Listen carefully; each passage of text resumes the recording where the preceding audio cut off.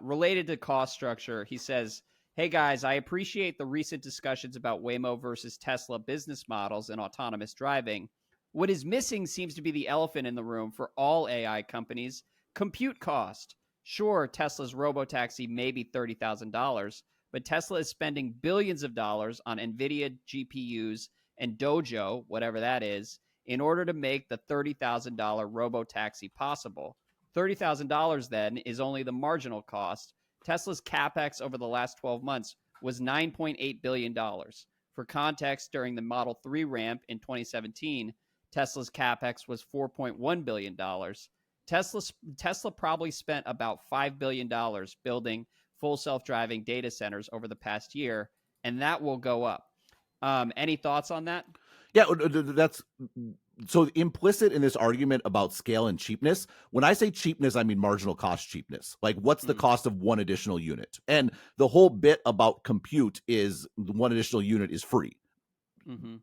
Barring power and all that sort of thing, right? And so, like, the space, like the Starship is a great example. They've spent billions and billions of dollars developing that, right? Like, they have a long way to go to make their money back as far as that goes.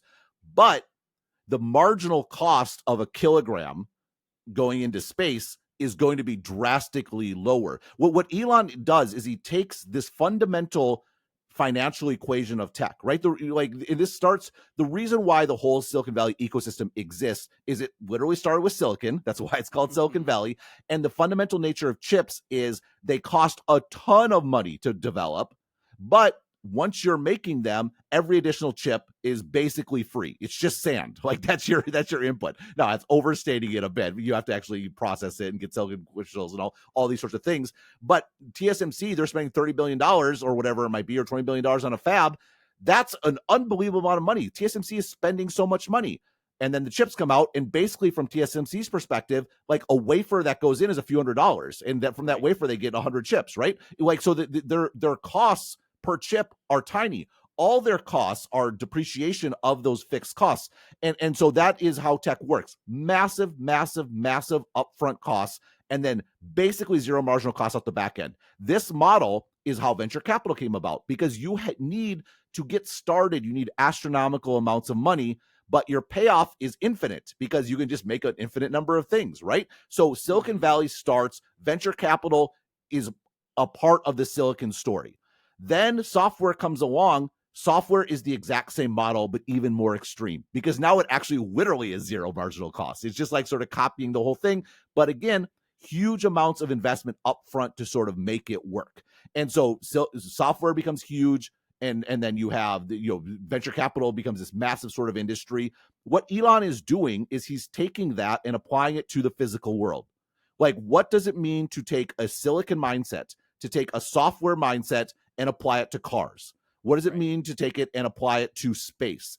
And it's not the Apple of cars is basically the Tesla proposition. Well, actually, Apple is a useful example here, because the brilliance of Apple is they make these incredibly expensive objects, but they do it at scale, right? It's the scalability that's amazing. And again, it's not a perfect example. iPhones have actual costs, right? Teslas have actual costs. Rockets have actual costs, but it is taking to the absolute extreme. To what extent people talk about Teslas being computers on wheels, and that is correct to the extent they're eliminating all the controls and trying to put everything, and even once they're self-driving, it's really the case. But it's taking a computer mindset and applying it to physical goods. That's the consistency in Musk's businesses, and that is Apple as well. And so, to Travis's point, yes, absolutely. They are spending a lot, and they're going to spend even more. And that's why that's why you need big dreams, because the risks are astronomical. Like if you build and spend all this money and it doesn't work, you are out of business. And and that's why regular businesses don't do it. The risks are too great.